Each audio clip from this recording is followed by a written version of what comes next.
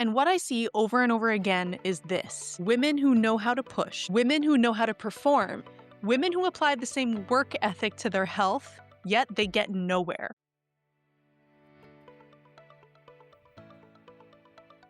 Hi, I'm Lianne Balazsi, osteopath, mom, and lifelong student of how the body truly heals.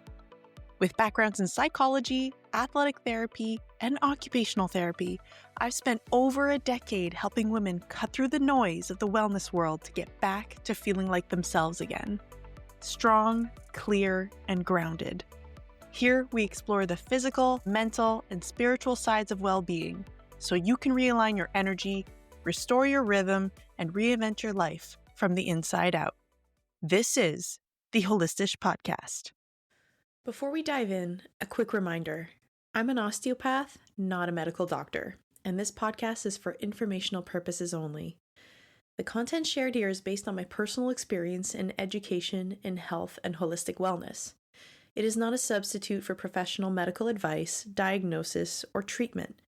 Always consult a qualified healthcare provider with any questions you may have about your own particular situation and your health. Okay, now that we got that out of the way, let's get on with the show.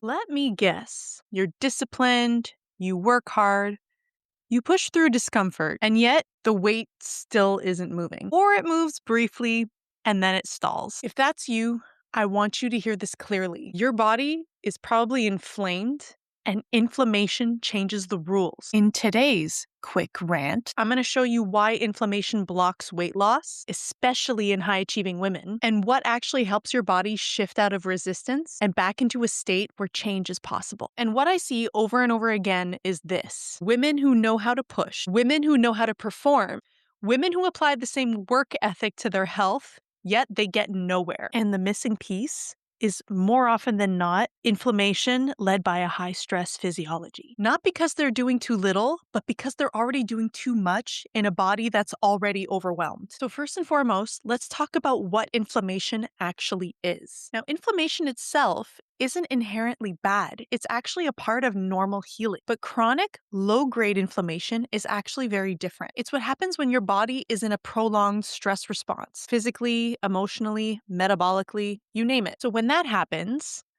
cortisol stays elevated, blood sugar becomes unstable, digestion slows down or becomes irritated, hormones stop communicating efficiently, and fat loss becomes a very low priority for the body. Your system shifts into protection mode, and in protection mode, the only goal, is survival, not weight loss, not fat loss, no muscle building, or optimization. High-achieving women are particularly vulnerable to this situation because you are so good at pushing. You push through stress. You push through exhaustion. You push through hunger signals. You push through workouts even though your body is already depleted. And eventually, your body adapts by slowing everything down. Weight loss resistance isn't about your body being stubborn. It's your body actually trying to communicate to you, saying, I don't feel safe enough to let go. So now I'm going to lay out the big inflammation drivers and how we can lower them in order to get your body ready to actually start releasing this unwanted weight. So the number one factor is sleep. And this is probably one of the biggest foundations that is the most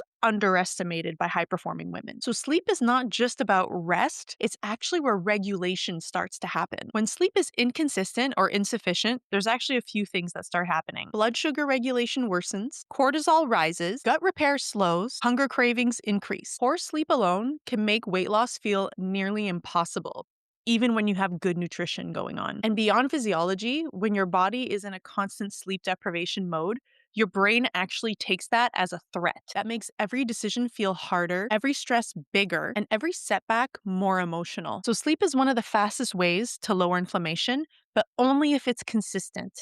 And it doesn't have to be perfect, just consistent. So the second factor is hydration. So believe it or not, dehydration is actually perceived as stress. So being underhydrated is a form of physical stress. Your body relies on fluid and minerals to support digestion, calm the nervous system, and allow muscles and fascia to actually relax. When hydration is low, cortisol actually rises. Many women interpret the symptoms of dehydration, meaning fatigue, headaches, cravings, as personal failure or lack of discipline. But often it simply means that the body doesn't have the resources it actually needs. The third factor is having blood sugar instability. As women age, blood sugar regulation actually becomes more sensitive. Skipping protein at breakfast or eating carb-heavy meals early in the day often leads to blood sugar spikes, crashes, high cortisol, and increased inflammation. Protein early in the day actually helps stabilize blood sugar, reduce stress signals, and lower inflammatory responses. This isn't about dieting. It's about giving your body predictability and safety.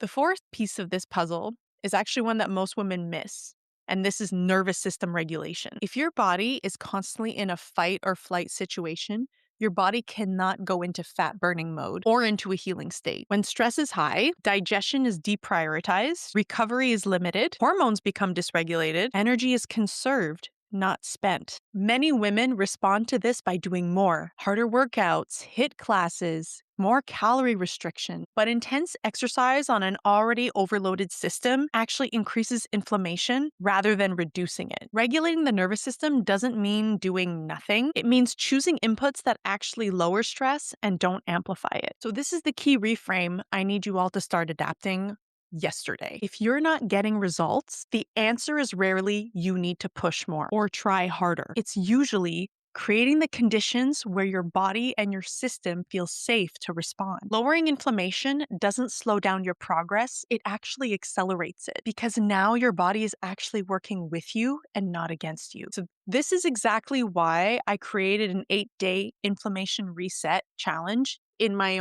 own community. It's not a diet, it's not a transformation program. It's a simple, self-paced reset, which focuses on sleep rhythm, hydration, blood sugar stability, nervous system regulation, and gentle, supportive movement. All it takes is one small action item per day, no overwhelm, no pushing, and no pressure to do it all perfectly. So if this sounds like you and your body has been really pushing against you when you're trying to get results, this might be the best place for you to start. So if you're interested in trying out this inflammation reset challenge, it's completely free to join.